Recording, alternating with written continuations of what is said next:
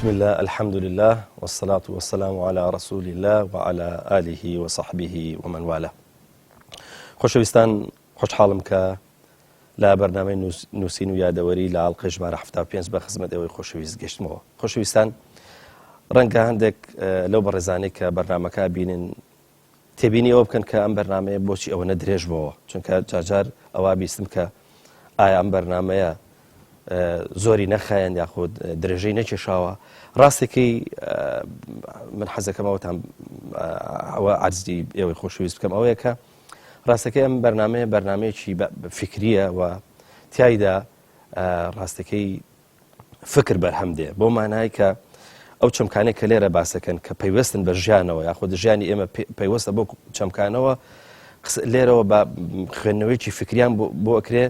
بە پشتگیریەکی ئاینی وەکو ئەوەی کە ئێوە بیستن هەموو جارێک کە جەنابی مامۆستا عەلی باپیر ئایەت و فەرمودەکانی پێغەمبەری خوا دوورەدی خوای لەسەر بێ بە بەڵگای هێنێتەوە. لەبەرەوە ئێمە ئیشی ئێمە لێرەدا ئەوەیە کە فکرێک بەرهەم بێنین، فکرێکی وەسەط، چونکە خوای پەروەردگار ئومەتی موحەممەدی بە ئومەتی وەسەط ناو بردووە. زۆر جار ئەو خیلاف و ئەو ڕاجایی کە لە هەندێک بارە دروزە بێ هەموو جارە خیلاف هەموو جارە شتێکی باش نییە. لەبەرەوە ئیشی ئێمە ئەوەیە کە لێرە فکرێک بەرهەم بێنین، کاڵێم فکرێک بەرهەم بێنین تەبان سەرچاوەکەی بەڕێز مامۆستا عەلی باپیرە بۆ مانای کە شتێک بەرهەم بێنین کە وەسەط بێ و لەگەڵ بارودۆخ و لەگەڵ هەڵسوکەوت و لەگەڵ ژیانی ئێستای ئێمە گونجاو بێ. بۆیە نەک بەرنامەکە درێژەی کێشاوە، ڕەنگە لەمە بەدوا دیسان هەر درێژە بکێشێ بۆ ئەوەی فکرێکی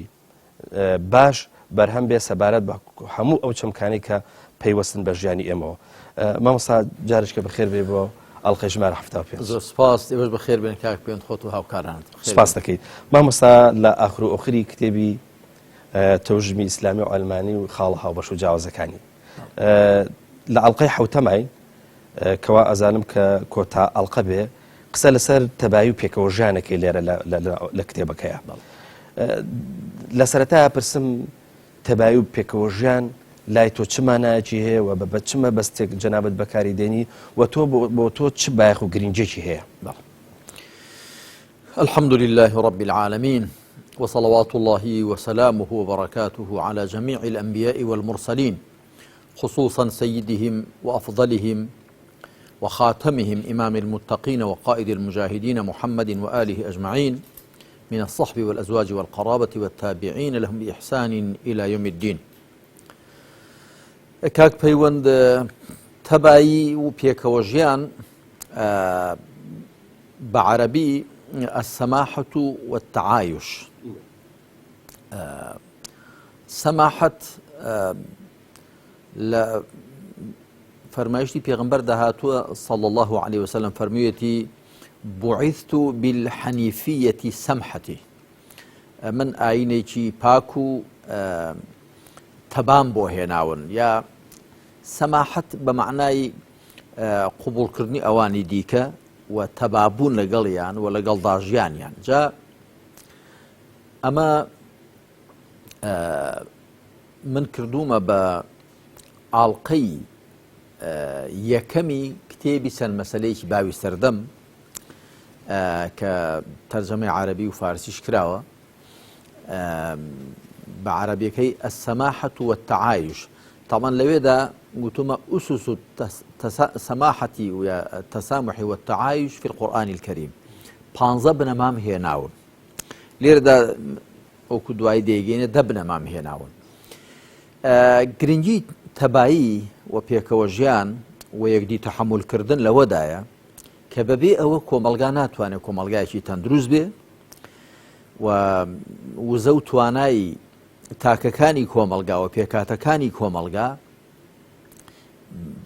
بە باشترین شێوە بەهرەی لێ وەردەگیر ئەگەر ئەو کۆمەلگای لە خۆیدا تەبا بێت،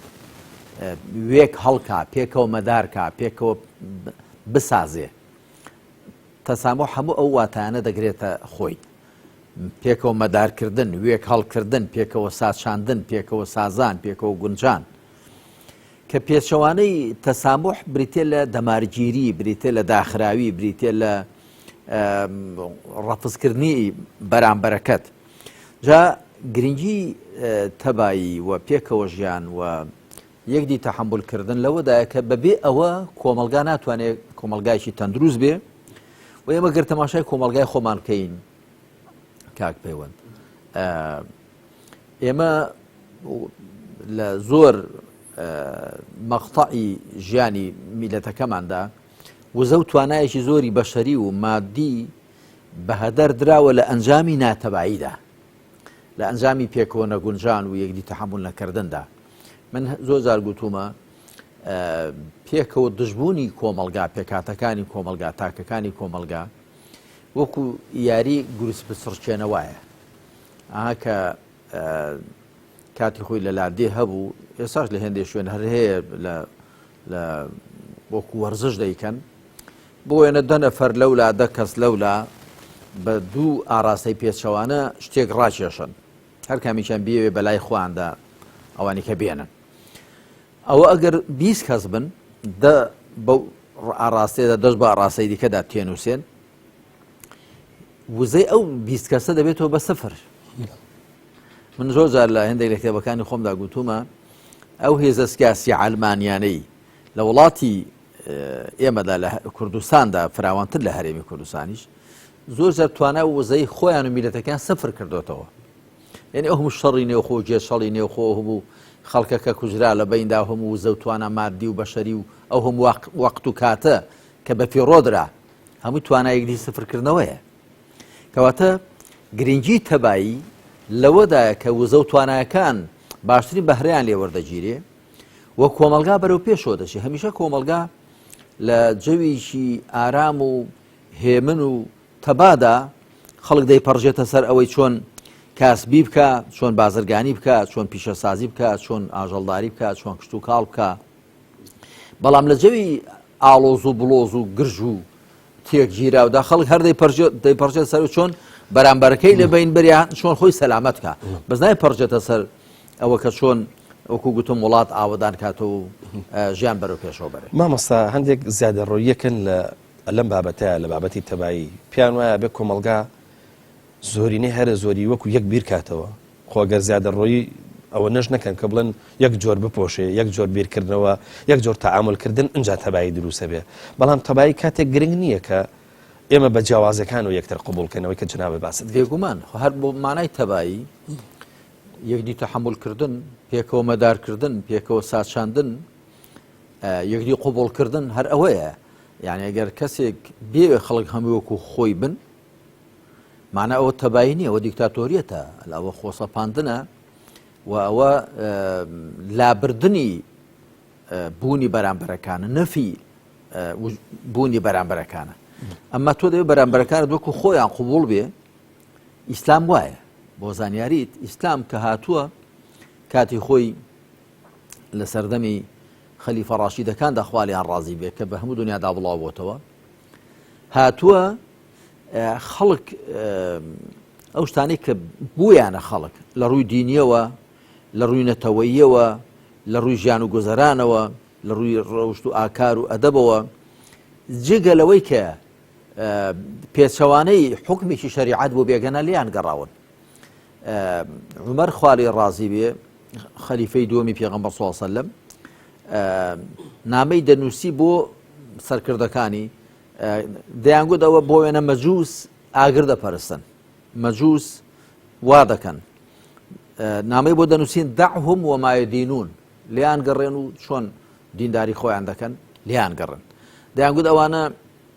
مەحاریمی خۆیان دێنن. ئەوە لە مێژووی لە تاریخی تەبەری و لە البدایە والنهایە ابن کەثیر و لە الکامل فی التاریخ ابن الأثیر و لە هەموو سەرچاو مێژوویەکاندا هاتووە. دەیانگوت ئەوانە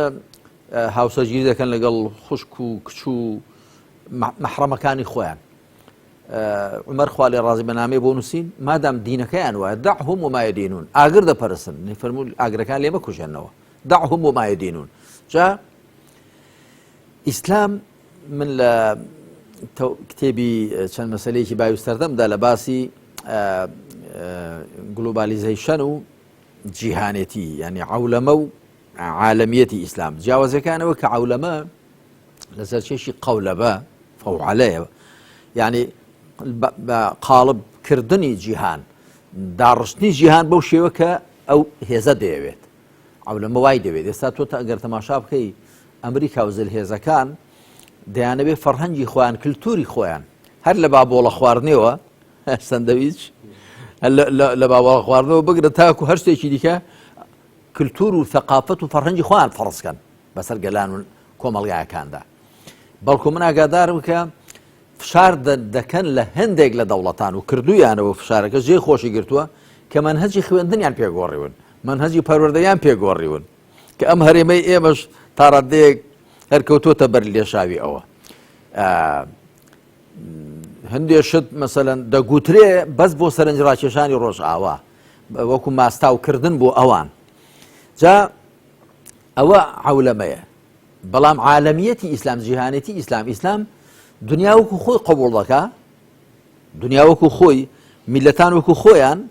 باشە و عەقیدەی وایە ئاگر دەپەرستێ مەسەلەن ئەوی دیکە پێی وایە کە گۆشتی بەراز دەخوا شەراب ئەوە لە هەموو کتێب لە کتێبە فیقیەکاندا هەیە کە خاوەن کتێبەکان و ئەوانی دیکە ئەگەر مەجووسن ئەگەر هەرچی هەن سابی ئەن چین هەموو ئەوانە دەبێت تۆ لێگەڕێی بەو شێوە کە دینەکەیان و معتەقەداتیان پێیان دەڵێ لیان گەڕێ بەڵام لە شوێنی خۆیان ممارەسەی ئەو عەقیدە و دینەی خۆیان بکەن نهێنە نێو موسڵمانانەوە بۆ وێنە شەراب دەخواتەوە بە لە شوێنی خۆی بخواتەوە گۆشتی بەراز دەخوا با لە شوێنی خۆی بخوا هەر شتێکی دیکە کە دەیکەن با لە شوێنی تایبەتی خۆیان بکەن ئازادن بەڵام وەکو گوتم عەولەمە نا دەڵێ دەبێ ئەوەی من دەڵێم وا بکەی سا بۆ وێنە لە بواری خێزاندا لە بواری خێزاندا هەندێک چەمک دەیانێ فەرز بکرێن لەسەر کۆمەڵگاکان بەتایبەت کۆمەڵگای ئیسلامیەکان کۆمەڵگا موسڵمان نشینەکان کە پێچەوانەی عەقیدەیانە دەبێ پیا و دەبێ وابێ ئافرەت دەبێ وابێ منداڵ دەبێ وابێ خێزان دەبێ بەو شێوەیە بێ بۆ وێنە دەستکاری ئەو فیتڕەت و خوارزکەی کە خوا هەڵکی لەسەر سروشتاندووە کە پیاوێک و ئافرەتێ پێکەوە خێزان پێک دێنن ئێستا خۆتان دەزان لە ڕۆژ ئاوا مەسەلەی ڕگەزبازی دوو پیاو پێکەوە دوو ئافرەت پێکەوە هەندێک جا لێرەش زەمزەمەیەک دەبیسترێتەوەوانە کە ئەوە هەڵگەڕانەوەی لەو خوارزگەی کە خوا مرۆڤی لەسەر خوڵقاند و ئەگەر بەو شێوەیە بێ ئەسڵەن نەسلی بەشەر دەبڕێتەوە مامەستا لە پێشەکی ئەم بابەتەیە تەباوی و پێکەوە ژیان لەگەڵ چەمکی تەباوی و پێکەوە ژیان دوو چەمکی ترت هێناویش بریتە لە سپڵەیی و بێوەفایی ویستم بزانم ئەم چەمکانە چ پەیوەندێکیان بەیەکەوە هەیە ئەوە بەنسبەت خوای پەروەردگارەوە یعنی خەڵک ئەگەر چاکەکانی خوا نادیدە بگرێەوە نایانگێڕێتەوە بۆ خوای پەروەردگارەوە بەرامبەر بەخوا وەفادار نەبێ سوپاسگوزار نەبێت چاکەکان کە هی خوان نایانگێڕێتەوە بۆ خوا و سوپاسی خوای پەروەردگاریان لەسەر نەکا ینی هەر لە ڕێوە بەشەر جارێ پێش هەموو کەس لەگەڵ خوا بینی خۆی تێک دەدا و دوای ئەوە ئەمجا بە تەکید هەر کەسێک وەفادار نەبێ بۆ خوا وەفادار نابێ بۆ خەڵکیش بۆیە لە فەرمایشی پێغەمبەردا تو عەلەیهی سەڵات وەسەلام لا یەشکور الله من لەم یەشکر الناس هەر کەسێک سوپاسگوزاری بۆ خەڵک نەکا سوپاسگوزاری بۆ خوش ناکە سوپاسگوزاری بۆ خەڵک یعنی کەمتری تێدەچێ جا تۆگە کەمەکەت بۆ نەکرێ زۆرەکەشت هەر بۆ ناکرێت بۆیە ئەمە لە ئەنجامی بین تێکچوونی مرۆڤەکان و کۆمەڵگا لەگەڵ خوای پەروەردگاردا لە بینی خۆشیاندا بینیان تێک دەچێت کەسێک کە حساب بۆ خوا نەکا و مافەکانی خوا پێشێلکە بە تەکید مافی ئەوانەی کە چاکتر پێشێلەکە ئەڵبەتە من ئەوەم لە وەکو بێتەوە یادم لەبەر ڕۆژنای ئەم ئاەتە مبارەکەی سوورەتی نەحل داهێناوە کە دەفەرمێ وضرب الله مثلا قرية كانت آمنة مطمئنة يأتيها رزقها رغدا من كل مكان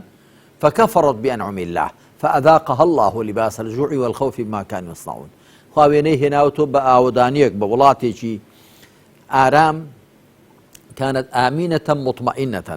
آمنة يعني بێترس بوو مطمئنة واتە وەقرەگرتوو بوو يأتيها رزقها رغدا من كل مكان ژیوەکەی لە هەموو لایەکەوە بۆ دەهات بەڵام فكفرت بأنعم الله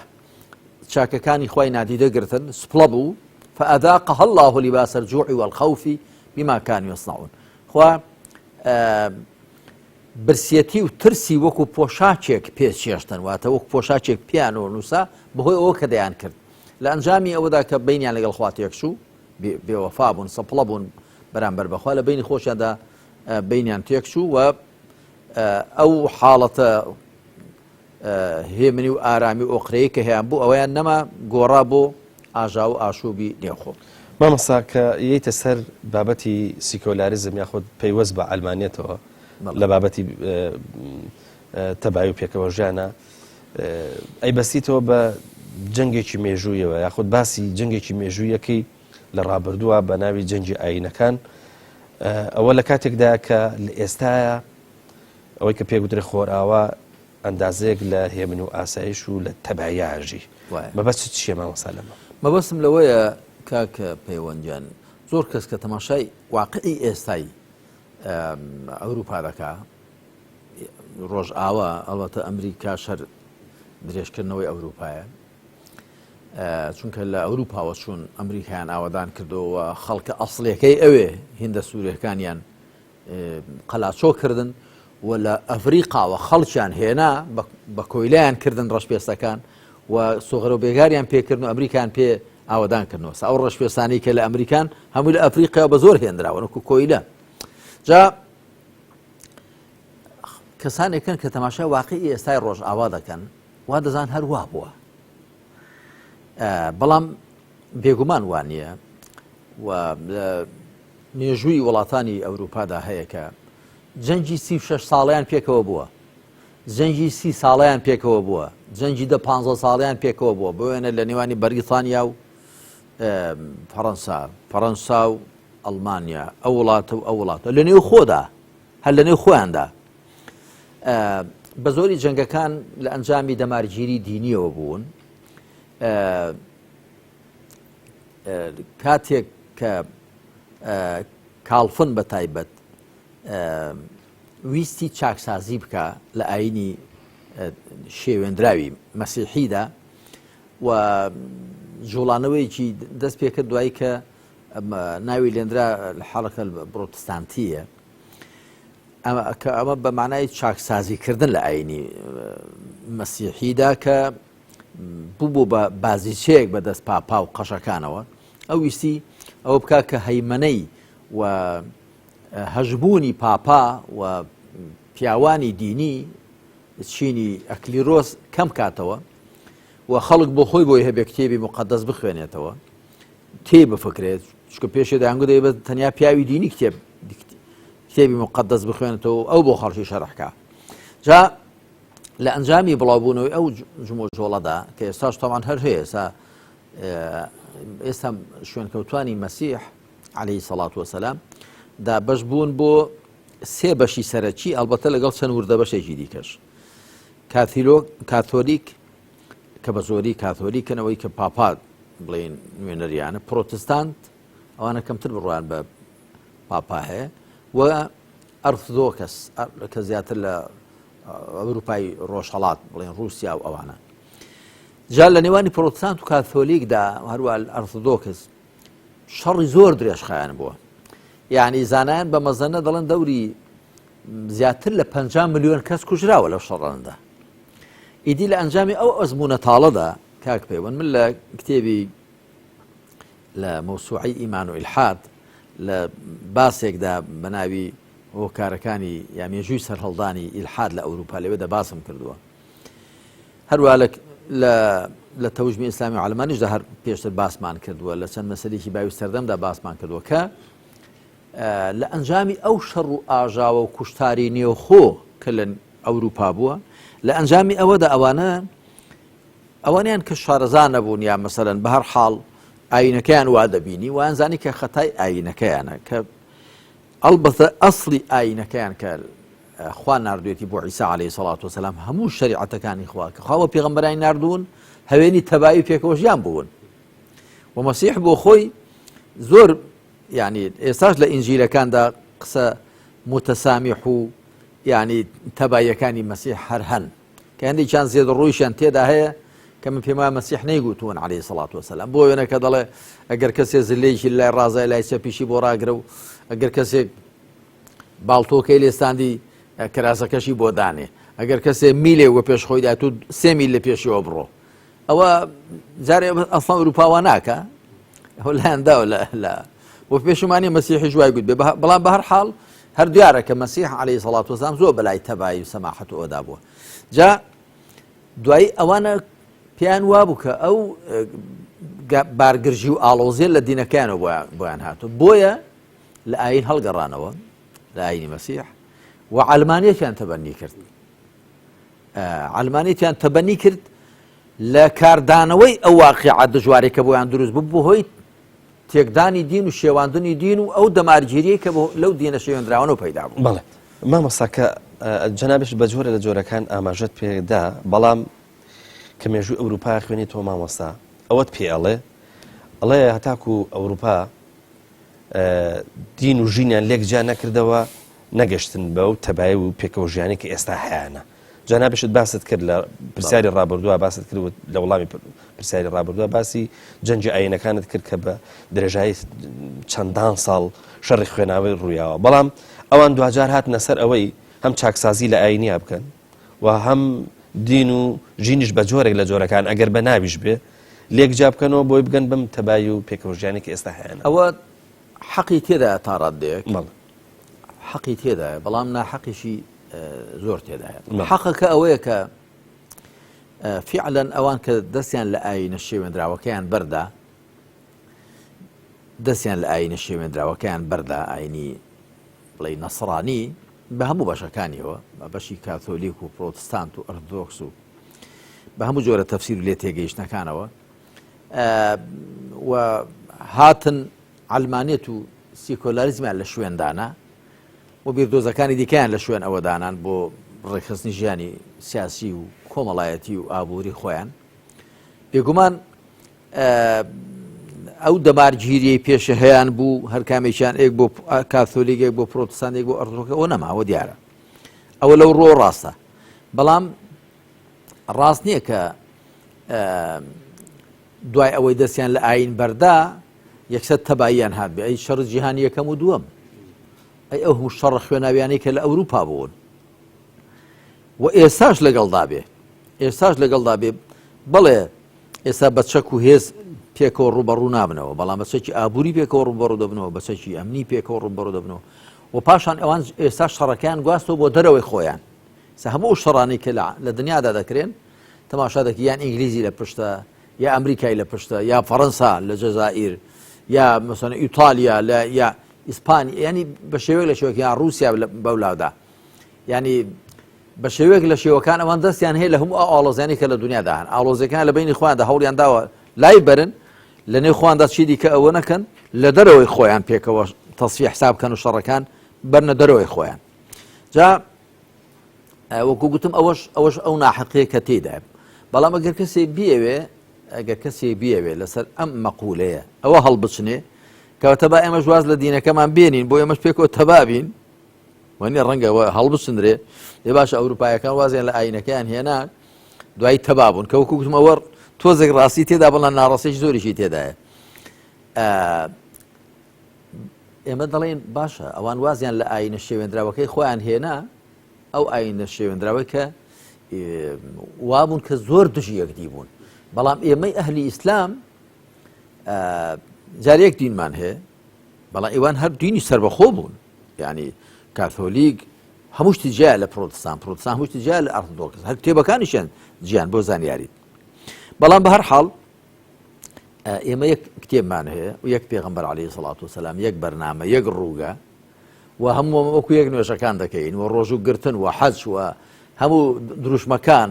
و پاشا حەڵاڵ و حەرام لەنێو ئومەتی پێغەمبەر دەسەڵات هەموو یەکە، هەمووی دزی و شەرابخۆری و بۆیەنە گۆشتی بەراز و مردارەوە بوو ئەوان لە ڕووی دینیەوە لەلای هەمووان حەرامن، شتە پاک و چاکان لای هەمووان حەڵاڵن، واجبەکان وەکو یەکن، حرامەکان وەکو یەکن، کەواتە ئێمە حسابی ئەهلی ئیسلام لێک جایە بەڕاستی زۆر لەوان. ئێمە بە پێچەوانەوە ئەوان دەستیان لە ئاینە شێوێنراوەکەیان بەردا و بەرەو پێشەوە چوون، ئێمە دەستمان لە ئاینە تەواوەکەماندا و بەرەو دواوە چوین. ئێمە تا دەستمان بە ئاین و بەرنامەی خواوە بوو لە پێشەوە بووین، سەرقافڵە بووین، دەستمان لە ئاینە تێر و تەواوەکە بەردا پەراگەندە و پەرتەوازە بووین و بەو شێوەمان لێ هات کە ئێستا وەکو کوردواری خۆمان دەڵێن بە شەنە و سێلکەش کۆ ناکرێنەوە وا بڵاو بووین لە ئەنجامی ئەوەدا کە دەستمان لە ئاینە تێر و تەواوەکەی خۆمان بەرداوە. مامۆستا ڕایەکی تر هەیە ئەڵێ ئەوروپا وازی لە ئاین نهێنا بە تایبەتی ئەوەی کە جەنابیشت لە سەرەتا باست کرد کە ئەویش ئەو شۆڕشەی کاڤڵین و لۆثەرە یعنی کە دەست بەڵێ ئەو شۆڕش و چاکسازی کە ئەوان هێن بوو بە بنەما دانرێ لەوێ بە بنەمای ئەو پێکەوە ژیان و جۆرێک لە پێشکەوتن و جۆرێک لە تەبای و جۆرێک تەعاملکردن لەگەڵ دەوروبەر و ئەوانە ینی بە جۆرێکی کە پێمان ئەڵێن ئاین بە جوارێکی تر هاتوەوە هەتاکو هینێکە قسەیەکەکرێت لەسەر ئەوەی کە دوای ئاین لە بابەتە با ئەوڵێن ئاسمانەکەی بچڕێ بە دنیاییە کرێ ئەو کاتا توانێت جۆرێک لە تەبایی و پێکەوە ژیان دروستکە نازانم ئەم مەقولێش تا وڵاهی کاک پەیوەند جارێ هەر لە ئەسڵدا ئاینی مەسیح عەلەیهی سەڵات وسەلام لە دوای خۆی شێوێنرا لە ساڵی 330 زاینیدا لە ساڵی کە قوستەنتین لە کۆبوونەوەی نیقیەدا کۆبوونەوەیەکی کرد بە هەموو زانایانی ئاینی مەسیحی چەند بەشێک بوون بەشێکیان کە ئاریۆسیەکانیان پێدەگوتن لەوەی لە فەرمایشتەکەی پێغەمبەردا عەلەیهی سەڵات وسەلام فعەلەیکە ئیثم الئەریسیین ئاریۆس یەکێک بوو لە حەواریەکانی عیسا عەلەیهی سەڵات وسەلام ئەوانە ئەهلی تەوحید بوون دەیانگوت عیسا بەندەی خوایە و پێغەمبەری خوایە و تەنیا خوا پەرستراوە بەڵام سەرنجام قوستەنتین بۆ خۆی تەمان لە ڕۆمەکان بوو وەثەنی بوو بتپەرست بوو هەڵسا وەکو جۆرێک لە تەوفیق و گونجان لە نێوان ئەو هەموو پەرستراوانەی کە لە گریک و ڕۆمانەکاندا هەبوون لەگەڵ ئەو یەک پەرستراوی کە لە ئاینی مەسیحدا هەبوو کە تەنیا خوا بپەرسترێ وەکو بڵێ جۆرێک لە پێکهاتنی کرد کە کاکەنەوە ئەو هەموو پەرستراوە زۆرانە یەکێکیش سیان بۆیە یەکێک لە مێژوونووسەکان دەڵێ لەم یەتەنەسەری ڕۆم بەل تەڕەوەمەتی نەسڕانیەتو دەڵێ لە ڕاستیان ڕۆم نەبوو بە نەسڕانی بەڵکو نەسڕانی بوو بە ڕۆمی قسەکەشی زۆر بەجێیە جا هەل لەوێوە بەڕەسمی سیانی یعنی تەثلیث تەبەنی کرا لە ئاینی مەسیحدا الأب الابن الروح القدس ئێستاش هەر هەیە باب کوڕ گیانی پیرۆز کە ئێستاش لەگەڵدا بێ مەکتێبی نەسڕانیەکانیش زۆر خوێندوێتەوە بەڵام ئێستا خۆشیان تا ئێستا یەکدەنگ نین لەسەر گیانی پیرۆز کەسێ ئەمە بەسییان پێ جیبریلە هەندێکیان پێیان وایە کە دایکی عیسایە مەڕیەمە بە هەر حاڵ ینی تا ئێستاش ڕوون نییە لەلایەن جا لەبێوە ئاینی مەسیح هەر لە سەرەتاوە بڵێن تەحریف کرا و گۆڕدرا ئەوەی جوڵانەوەی مارتن لۆثەر و کالفنیش ئەوانیش ڕاستە ویستیان چاکسازی بکەن لە ئاینی مەسیحدا و فعلا هەندێشتی چاکسازیشان کرد بەڵام لەبەرەوە کە هەر ئاینەکە بۆ خۆی گۆڕدرا بوو تێکدرا بوو ئەمجا لەنێو شتێکی تێکدرا و گۆڕدرادا چاکسازی چی دەکە یانی و ئەوانیش نەچوون کە ئاینێکی ڕاست وەحێکی ڕاست بە بناغە بگرن وەکو ئیسلام ئەوانە دەمارگیری نەسڕانی و نەشارەزاییشیان لە ئیسلام وای لێکردن کە بەلای ئیسلامدا نەهاتن بۆیە هەر لە نێو خودی ئەو نەسڕانەتە کە تێک دراوە لە ئاینی مەسیحدا لەوێدا چاکسازیەکەیان کرد هەڵبەتە بەوەی کە بە عەقڵی سەلیم و بە فیترەت و زگماکی خۆیان پێگەیشتون هەندێک چاکسازیان کردوانە بەڵام لەوە کەمتر بوو کە بتوانێت باری کەوتووی نەسڕانیەت ڕاست کاتەوە جا بەڵێ دوای ئەو جموجۆڵانە هەڵبەتە شەڕ و کێشە و خوێن ڕشتی زۆر پەیدا بوو لە ئەوروپا چونکە ئەو جوڵانەوەیە جوڵانەوە تازەیە کە بڵێن تازەگەری لە ئاین نەسڕانیدا دەویست ئەوە بکات ینی تێبینی هەبوو لەسەر هەڵس و کەوتەکانی پاپا پیاوانی دینی لەسەر محاکمی تەفتیش لەسەر چی و لە ڕاستیدا هەر کتێبی مقدسیش بۆ خۆی کە ناوێت الکتاب المقدس هۆلی بووک ئەویش بۆ خۆی جاری کە باسمان کردووە کە گۆڕانکاری و لادرانی زۆری تێدا هەیە ینی شتی زۆری تێخراوە کە هیچ ناچێتەوە سەر وحی خوای پەروەردگار بۆی ئەوان تێبینیان هەبوو لەسەر ئەوەش و زۆر لە مێژوون و لە بلیمەتەکانی ئەوروپا تێبینیان هەبوو لەسەر کتێبی مقدسی خۆیان هەتایەکێکیان گوتوێتی ئەوەی کە عیسا عەلەیهی سەڵات وەسەلام ئەو نەسڕانەتەی کە عیسا هێنای لە ناسیڕە زۆر جیایە لەوەی کە ئێستا بە ناوی مەسیحەوە شوێنی دەکەون. عیسا باسی یەک پەرستراوی کرد کە خوایە سوبحانە وتەعالا، بەڵام ئەوان سێیان تەبەنی کردوون و پاشان عیسا باسی ئەوەی نەدەکرد کە لەسەر زەوی حکمڕانی بکرێ بەو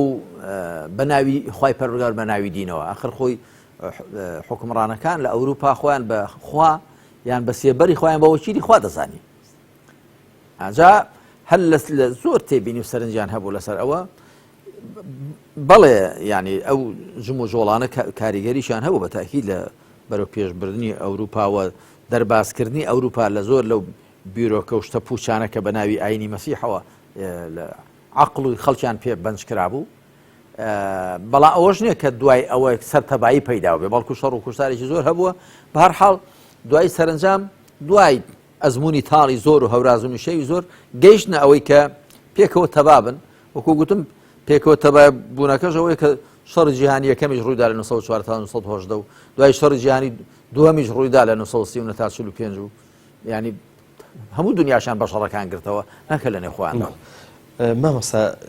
شتێک کە زۆر جێگای سەرنجە ئەوەیە کە لە هەر شوێنێکەوە چیتەوە سەر بابەتی ئەلمانیەت پێ دەڵێ لە ئەوروپایە لانی کەم لە ئاستە ناوخۆی لۆکاڵیەکەشی بێت تەبای و پێکەوە ژیانێکی دروست کردووە بۆ خۆیان ڕاستە و پێشکەوتنیی زۆریش لە ژیانیان نابینی. بەڵام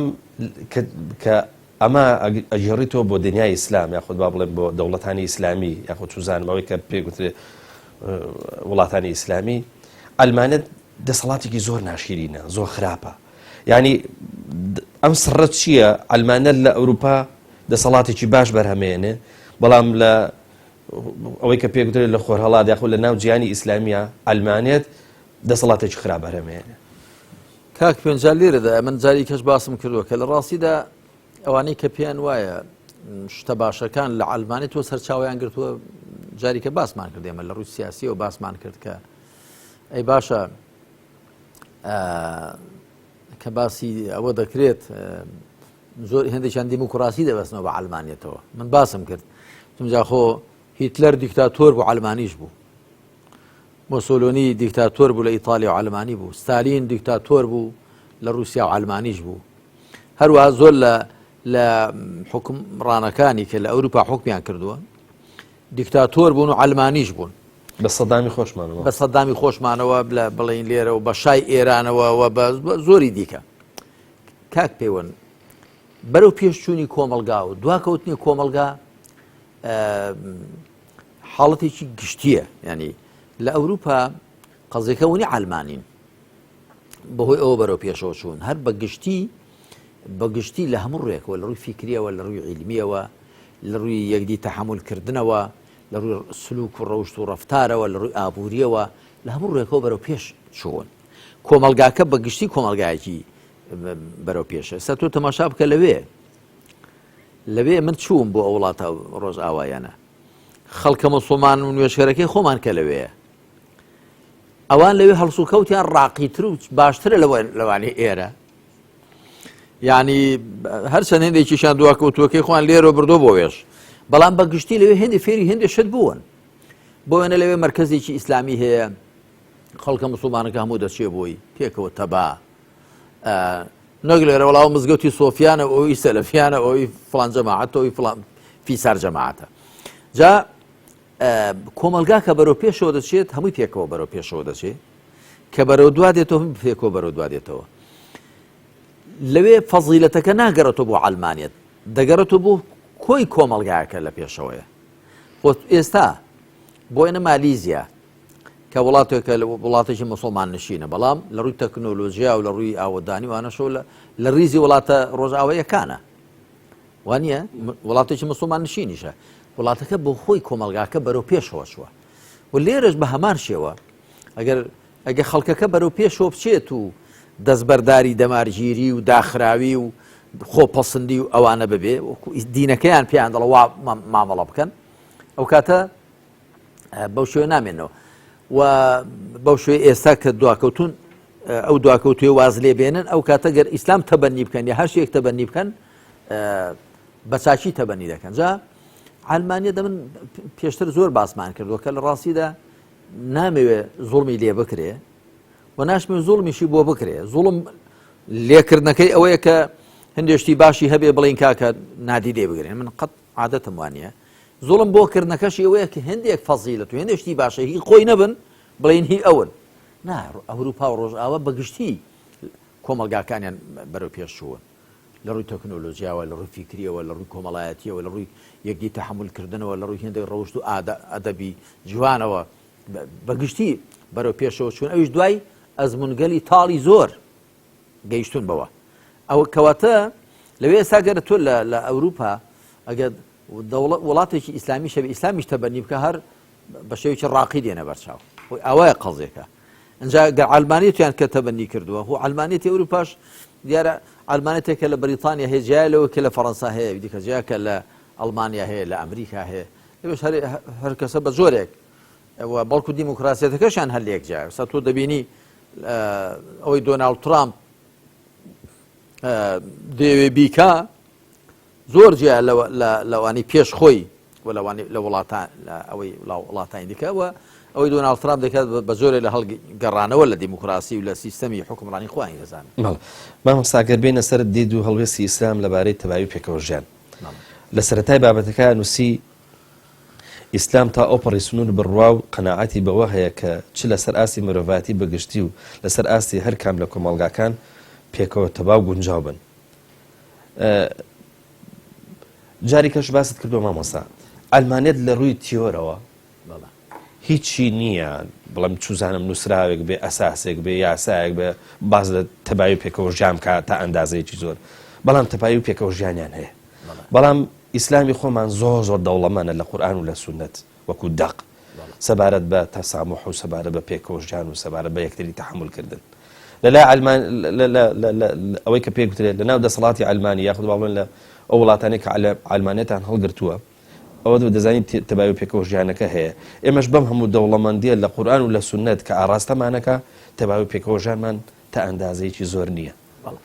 سەبارەت بەمە چییە؟ هۆکارەکەی ئەوەیە کاک پەیوەند جاری چێژ من دەگەڕمەوە بۆ قسەی پێشێ کە ئەوە ئەلمانیەت نییە لەوێت تەبایی پەیدا کردووە ئەوە بەرەو پێشچوونی کۆمەڵگاکەیە خۆی بەگشتی باسمان کرد. لە ڕاستیدا کۆمەڵگاکە خۆی بەگشتی بەرەو پێشەوە شوە دوای ئەزمونگەلی تاڵی زۆر عیبرەتیان لە ڕابردووە گرتووە و ئێستا بڕیاریاندا و کە پێکەوە تەبابن و یەکدی تەحملکەن و جیاوازیەکان یەکدی تەحملکەن و کەس نەیەوێ ئەوی دیکە لە خۆیدا بتوێنێتەوە. ئەوە کشتێکی زۆر باشە یعنی ئەوە بێگومان کۆمەڵگە ئاوا دەتوانێت پێکەوە بژی کە تۆ چاوت لەوە نەوێ بەرامبەرەکە لە خۆدا بتوێنێەوە یا بەرامبەرەکان وەکو خۆت لێ بکەی بە زۆر بەڵێ بە قەناعەت پێهێنان و بە تێگەیاندن شتێکی چاکت پێ قەناعەت بە خەڵک بێنی ئەوەی کە خوا دەفەرمێ لا ئیکراها فی الدین قد تبین الرشد من الغی. ئەگەر ئاوا تۆ خەڵک قەناعەت پێبێنی بەو شتە چاکانی کە پێتن بەبێ بەکارهێنانی زەخت و زۆر ئەوە شتێکی باشە بەڵام بە بەکارهێنانی زەخت و زۆر لە ئەوروپا و ڕۆژاوە گەیشتونە ئەوەی کە وا نابێت. جا بەگشتی کۆمەڵگاکە بەرەو پێشەوە شووە یعنی ئێمە با نەڵێین ئەوروپا هەمووی ینی ئەلمانێتی بەسەردا ببڕین هەمووی وان نییە و لە ڕاستیە زۆر لەو قیەم و بەهانەی کە لە نێو ژیانی ڕۆژئاوایەکاندا هەن هەمووی لە ئەلمانێتەوە نیە چونکە مە تەماشا ئەلمانێت دەکەین وەکو جەنابەت ئاماژەیەکت پێدا هێندێشتی هەر باس نەکردووە. ئەی چییە دەگەڕێتەوە بۆ ئەسڵان پاشینەی ئاینی خۆیان و دەگەڕێتەوە بۆ ئەوە کە بە حکمی عەقڵ و بە حکمی زگماک و فیتڕەت و بە حکمی پەندوەرگرتن لە مێژوو لە هەڵەکانی خۆیان تێگەیشتوون. خۆخوای پەروەردگار ئەگەر کەسانێک وەحی خۆیان پێنەگا بەڵام ناخ و زگماکێکی بە هەموو مرۆڤەکان داوەکە ئەگەر گوێ بۆ هەستی ناخی خۆیان بگرن زۆر حەقیان پێ دەڵێ ئەگەر گوێ بۆ عەقڵی سەلیمی خۆیان بگرن زۆر شتیان پێ دەڵێ ئەگەر عیبرەت لە هەڵەکانی خۆیان وەربگرن زۆر شت واز لێ دێنن. ئەوان یعنی یەکێک لە چاکەکانی ڕۆژئاوایەکان ئەوەی کە عیبرەت وەردەگرن و یەکێک لە چاکانی دەمارگیر نین بۆ کە حەقێک لە هەر کەسێکەوە بێت ینی تەماشا دەکەن وەکو عرب دەڵێن انظر إلى ما قيل ولا تنظر إلى من قال تەماشا بکە چی گوتراوە تەماشا مەکە چێ دەیڵێ ئەوە شتێکی باشە لە هەر کەسێکدا هەبێت کە ئەوان تا ڕادێکی زۆر بۆ یاسای مامەڵەیان کردووە و ئێستا ئەوەی کە ئێستا ئێمە لە ئەوروپا دەیبینین زۆری ئێمە دەتوانین یەک بێک بڵێن ئەوە دەگەڕێتەوە بۆ فلان ئاەتە بۆ فلان فەرمایشتەی پێغەمبەر صلی الله علیه و سلم بۆ فلان حکمەتە بۆ ئەوە دوای ئەوە کە کتێبەکانی مسلمانانیان وەرجێڕان بۆ زمانەکانی خۆیان کتێبەکانی ئیبن ڕوشد کتێبەکانی ئیبن سینا لە ڕووی طبەوە کتێبەکانی ئەڕازی کتێبەکانی ئەبوو حامیدی غەزالی کتێبەکانی کتێبی المقدمەی ئیبن خەلدون دوای ئەوە ڕێنسانس و ڕاپەڕینی فکری و زانستی لە ئەوروپا سەری هەڵدا کەواتە لەوێ ئێمە نایگێڕنە بۆ عەلمانیەت دەیگێڕنە بۆ کۆی کۆمەلگا و گەشەکردنی کۆمەلگایەکە ئەوە یەک لێرەش کە باست کرد ئیسلام زۆر دەوڵەمەندە ئیسلام زۆر دەوڵەمەندە بەڵام ئەگەر کاری پێ نەکرێ مامۆستا بینەرێک بمان بینی و پرسیار بکە بڵێ باشە ئەو سڕەت چییە کە ئەوروپا ئەم کارەساتانەی بەسەر دێ و عیبرەت وەکو جەنابەت عیبرەت وەرەگرێ و ئەگا بەم ئاستی ئێستا باشە خۆ لە وڵاتی ئیسلامیشە لە دنیای ئیسلامیشە شەڕی لاوانەی ئاینیش ڕوویابێ شەڕی تایفیش ڕوویابێ شەڕی سوسیام سیاسیش ڕوویابێ چی وایە ئەمە عیبرەت وەرناگرین و پێش ناکەوین یعنی وڵای دواکەوتوویەتیە بەڵام هۆکاری سەرەکی بوو ئەو هێشتنەوەی ئەو دواکەوتوویەتیە حکمی میراتیە حکمی بنەماڵەیە حکمی تاچیە حکمی خۆسەپاندنە لە ڕۆژئاوا حکمی میراتی هەبوو نەکەر حکمی میراتی بەڵکو ثیۆکراسی هەبوو ثیۆکراسی ینی حکمی دینی کە بەداخەوە ئەوەندەی وازان حکمی ئیسلامیش ثیۆکراسیە حکمی دینی واتە ئەو کەسە کە حکمڕانە دەیانگوتەوە نوێنەری خوایە وەکیلی خوایە سێبەری خوایە و هەر قسەیەک کە دەیکا بە ناوی خواوە دەیکرد بە ناوی دینی خواوە دەیکرد ئێمە لە ئیسلامدا هەرگیز حکمی وامان نەبووە لە ئیسلامدا هەرگیز یەکەم خەلیفەی پێغەمبەر صلی الله علیه و سلم کە ئەبوبەکر خوا لێی ڕازی بێ قلت قد وليت عليكم ولست بخيركم أطيعوني ما أطعت الله ورسوله فيكم فإن عصيتهما فلا طاعة لي عليكم من كراوم حكمران بسرتان بلام لئيو باشتر نيم هيج ادعاينك بلا لئيو باشتر من كراوم حكمران خود تحلتام شارلو فرمانبرين بو بكان اگر فرمانبرين خواو پیغمبرم کرد اگر سرپیچیم لێ کردن بەقسەم مەکەن دوایی دەڵێ إن أحسنت فأعينوني وإن أسأت فقوموني أجر شاكم كرت يارمتيم دن أجر خرابهم كر راسم كانوا جاهل لو رابقرتها دوايا حكم الرشيدي إسلامي بيش حكم خليفة راشدة كان أواب دواي ك جوردرا بملوكيات حكم ميراتي بن مالي لسردي معاوية وجوردرا معاوية بل صحابي بو هاول بو حرمت من بو هاول بوني هي خوالي رازي بيو خوالی خۆش بێ بەڵام نەخشەیەکی خراپی دانا ئێستا بۆ خۆی هەر لە ژیاندا بوو 5 ساڵ پێشەوەی بمرێ یەزیدی کوڕی بە زۆر بەیعەتی بۆ وەرگرت حکمی میراتی لەوێ هات هەتاوای هات کە عەبدولمەلیکی کوڕی مەڕوان یەکێک پێی گوت ئیتەقی الله گوتی گوێ لەبێ ئەم جارە وات گوت جارێکی دیکە یەک کەس پێم بڵێ ئیتەقی الله پێشەوە قسەکە لە دەمی دەرسێ سەری لەوێ دەکەوێ یەکێک گوتیان ئەمیری مؤمنین دنا خەڵک بە ئەبوبەکر و عومەری گوتووە ئیتەقی الله گوتی ڕاستە ئەوان کردووە ئەمش ئاوا دەکەم جا کاک پەیوەند دوای ئەوەی حکمی ئیسلامی لە شوڕاوە و ئەمڕ و شوڕا بەینەهم گۆڕدرا بۆ حکمی میراتی و بنەماڵەیی حکمی خۆسەپاندن ئەمە بوو بە ئاستەنجێک لە بەردەم گەشەکردنی کۆمەلگاکانی مسلماندا لەوێژ ئەو حکمە هەبوو بەڵام دوایی لێی هەڵگەڕانەوە لێی هەڵگەڕان و گۆڕیان ئێستا بۆتە حکمێک کە خەڵک تێدا بەشدارە کە بۆ زۆر ئەلبەتە دیموکراسی تێبینی زۆری لەسەر هەیە خۆت دەزانی ئەویش حکمی چینی پارەدار و دەسەڵاتدار و ئیعلام بەدەستەوە بەڵام بە هەر حاڵ هەتا ڕادەیەک خەڵک هەر تێدا بەشدارە ئەوانە بەڵام لێرە گوێ لە معەمەر قەدافینەوە دەگوت نەحن ئەحەق بلیبیا ئێمە شایستەترین بە لیبیا لیبیا بەهی خۆی کوڕەکەی دەزانی سەیف الئیسلام و ئەوانە هەروەها لە عەبدوڵڵا ساڵح یەمەنی بەهی خۆی دەزانی هەروەها حوسنی مبارەک بەهی خۆی جەمالی کوڕی دەزانی هەروەها زەین عابدین بن عەلی بەهی خۆی بۆی خۆی ماڵەکەی دەزانی و هەروەها بەشار ئەسەد بەهی خۆی دەزانێ جا حکمی بنەماڵەیی و حکمی میراتی و حکمی دیکتاتۆری و حکمی خۆپەرستکردن ئەمە لە ڕاستی ئاستەنگە گەورەکەی لە کە ناڵێ کۆمەڵگا موسڵمانەکان لەو قەفەسەی کە تێی کراون گەشە بکەن نەتبینی لە میسر نەکەر خەڵکە دواکەوتوەکە نایاڵێ زلهێزەکانیش نایاڵن کاکە پەیوەند لە میسر هەڵبژاردننی ئازاد نەکرا ئیسلامیەکان زۆری نیان نەهێنا محەممەد مرسی نەبوو بەسەرەوە کۆمار ئەی هەر پێش هەموو کە ئەمریکا لێگەڕا حکم بکە دوای ساڵێکی تاوانەکەوی بە جێرە و کێشە و بەزم و ڕەزم ئەو لەوێ هەروەها سعودیە و ئیمارات و دەوڵەتە کە گویان بەدەستی ئەمریکا و ڕۆژئاوایە و پاشان منافیقەکانی نێوخۆ ڕەقاسین و ڕەقاسات و فەنانین و فەنانات و ئەوانەی کە نایەنەوێت کە حکمێک بێت ینی مڵکی هەموو خەڵک بێ بەڵکو ئەوانە دەیانوێت لە پەناوی دەسەڵاتداراندا مشەخۆری بکەن وێلێ گیانەکەم لە پەناوی دەسەڵاتداراندا شەریکە دەست بن مشەخۆری بکەن ئەوان هەموو دژی ئەو حکومەن کە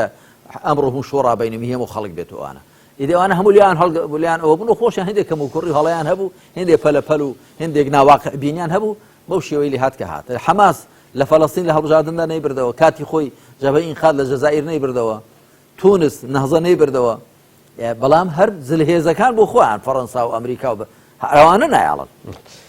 مەنسا ئەڵخشمانە هەفتا پێنج کۆتایی هات ئینشاءڵڵا لە ئەڵقەی داهاتوو درێژە بەم بابەتە دێن و کاگەینە کۆتە ئاڵقە لە کتێبی تۆژمی ئیسلامی و عەلمانی ئینشاءڵڵا کۆتایی پێدەنین ختمی دەکەین بەخێر ئینشاءڵڵا بەڵێ خۆشەویستان بەم شێوەیە گەشتینە کۆتایی ئەم ئاڵقەیەش تاکو بە گەشتنەوەیەکی دیکە هەمووتان بەخوای گەورە ئاسپێ